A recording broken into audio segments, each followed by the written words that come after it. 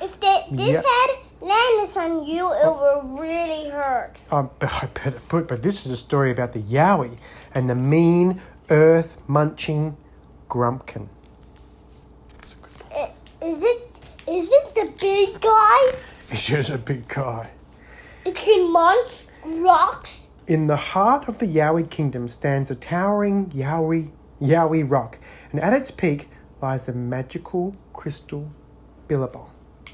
What's a billabong? Billabong's like a watering hole, a place to rest. Right here? Yeah. And at the bottomless bottom of the Billabong, beneath the sparkling water and deep down in the dark and dapply depths, lies the cave of the ancient Christabel. There, on this glittering throne, Lord Balthazar, the Bunyip, sleeps. What's a bunyip? Well, that's a good question too. One of those guys. Except sometimes, when he knows the Grumpkins are coming too close to his kingdom, then he opens his wide eyes and roars so loudly that the waters of the Billabong boil and bubble like a witch's cauldron. Why is he making bubbles? He's going to give them a message. And that's how the Yowies know that Balthazar has something important to tell them. In the blink of a bunyip's eye, they gather round the rock to hear his message. I like the Yowies. Who doesn't like the Yowies? This man. You reckon? Yeah. I think he likes them. He's giving them a message. I think they listen to him. Here they are. There's all the bunyips around the billabongs. The Yowies are the keepers of the Yowie kingdom and guardians of all the folk that live there. There is Rumble from the red deserts, Nap from the bushlands, Squish from the rivers and streams, Crag from the wetlands, Ditty from the woods, and Boof from deep in the rainforest. And together they work with Balthazar, this guy, to protect the Yowie kingdom and to keep things just the way they ought to be. Why there's rocks on it? Well, that's just part of Yowie kingdom, I guess. One day, Balthazar's voice rose clear as a great... Hey, there's an egg. I think that's a mushroom. No, this is an egg. Oh, yeah. But this is a mushroom. I think... Are you sure? That looks like a mushroom there, look. It's got a stem. Oh, this is a mushroom. And this one too. No, that's an egg and that's an egg. You still think so? Yeah. Okay. And that's an egg too. One day, Balthazar's voice rose clear as a great silver bell from the depths of the Billabong. There's a mean, earth-munching, stone-crunching Grumpkin out in the great red desert, and it's coming too close to our kingdom, said Balthazar. Rumble, you must teach him a lesson before he digs too many holes and ruins too many plants and the homes of the wild folk that live there. So everyone looked at Rumble. That's him there. Yeah. He's keeper of the plains and the deserts. He could travel far and fast, and he would find the Grumpkin quickly. He was also very brave, and if anyone could teach the Grumpkin a lesson, he could. Go back to sleep, Lord Balthazar, the Rumble said. Leave that Grumpkin to me. Then off he went through the secret passageway of Yowie Rock, back out into the desert. Oh.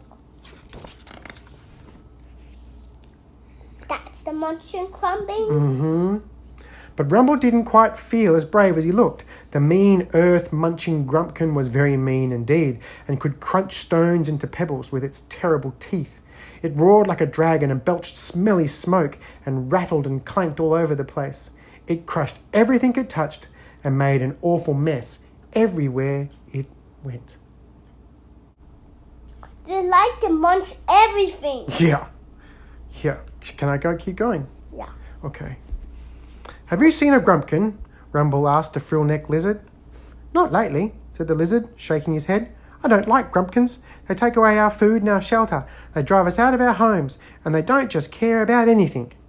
Then he spread his frilly neck and opened his mouth wide in anger. I'll come help you find it, and I shall frighten it away, he said. Does he have sharp teeth? Well, he might. A frill-necked lizard, he might do. So they set off into the desert in search of the Grumpkin. Along the way, they met many of the wild folk of the desert, but no one had seen the Grumpkin. What? The Grumpkins The Grumpkin's the munching guy. He's the munching guy, yeah. Not the kangaroo, nor the joey, nor the rock wallaby, the python, the dingo, nor the rabbits. What is a Joey? The joey? Yeah. That's that guy there. Inside him. Yeah. And not the bandicoot, nor the desert mouse either. But they all agreed the Grumpkin had to be stopped, and stopped from destroying the desert. He doesn't have any homes anymore. No. By now, everyone was very hot and tired and hungry. It's time to stop for lunch and take a nap, said Rumble. What a good idea, said the frill-necked lizard. And I know just the place, squawked the black cockatoo, who had flown down to see where everyone was going. It's a beautiful place and it's not far from here. They like to munch everything. Yeah. Can I keep going? Yeah. Okay. Have you seen a Grumpkin? Rumble asked the frill-necked lizard. Not lately, said the lizard, shaking his head. There are gold and silver wattle trees and a big gum tree under which you can rest. There are red banksias and flowers with honey and soft grasses of many kinds. And it has a waterhole among the rocks. The black cockatoo's voice became soft and dreamy. It's a very peaceful place. It's been there since the beginning of time. And she flew off crying, Follow me. Why is he yelling?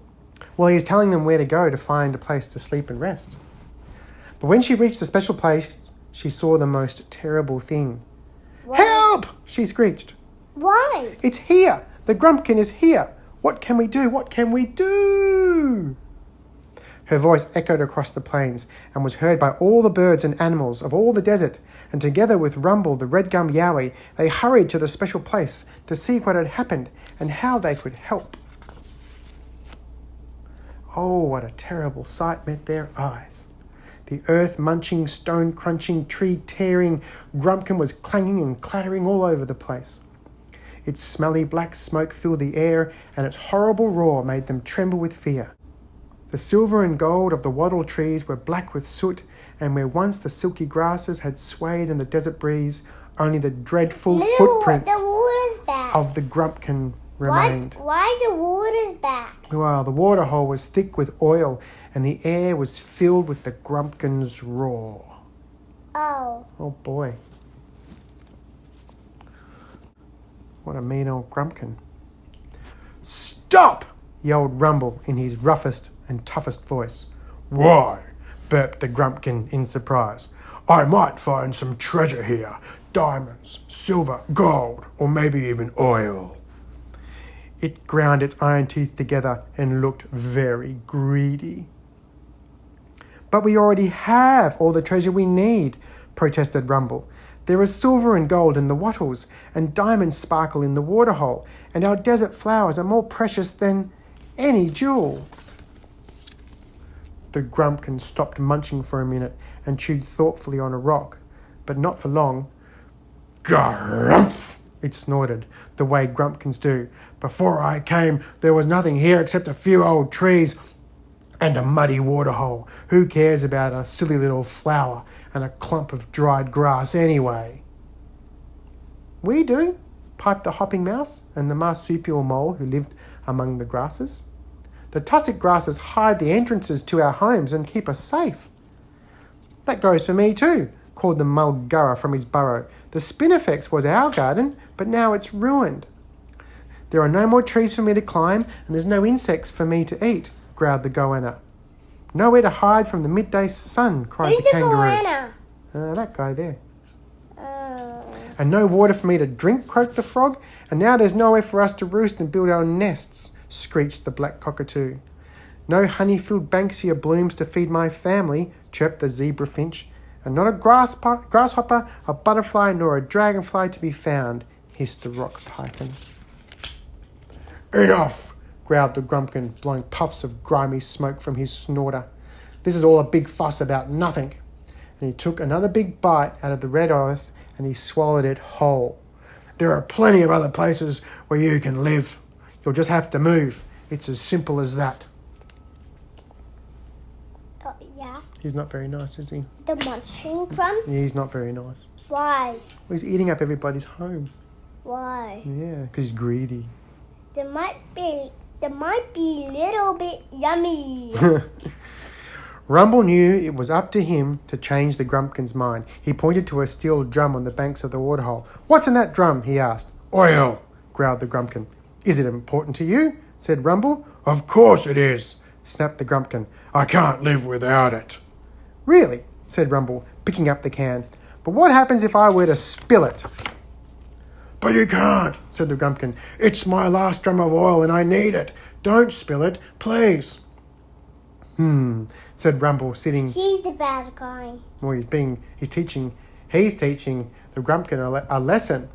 He tipped his oil out. Well, he's threatening to, that's for sure. Why tip his oil out? Well, he's taking the last thing the Grumpkin has. Why? Well, because the Grumpkin has been stealing the last thing that these guys have. Their homes and flowers and stuff. So That why he tipped his oil? yeah, he's teaching him a lesson. Let's hear what he has to say. "Now you know how it feels when someone doesn't care about the things that matter to you. It's not very nice, is it?" "I suppose you're right," said the Grumpkin, a little embarrassed. "It isn't that I didn't care, it's just that I didn't think." "One is as bad as the other," said Rumble firmly. But why he didn't say sorry? Oh, well, he hasn't said sorry yet, but maybe he will. He doesn't like saying Not sorry. thinking is not caring. We can't live without our food and drink, and you can't live without yours. "Oh," moaned the Grumpkin, now thoroughly ashamed of himself. "You're right.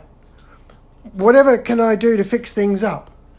"You could use your strength to help us put the things back the way they ought to be," suggested Rumble.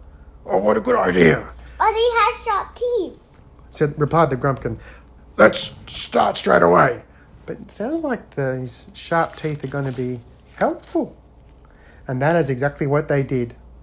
Rumble used his magic crystal to call up all the other Yowies to lend a helping hand. And in no time at all, Yap and Squish and Crag and Diddy and Boof arrived in answer to his call. Together with a much nicer Grumpkin and all the wild folk in the desert, the Yowies filled the holes and planted new trees. Who did?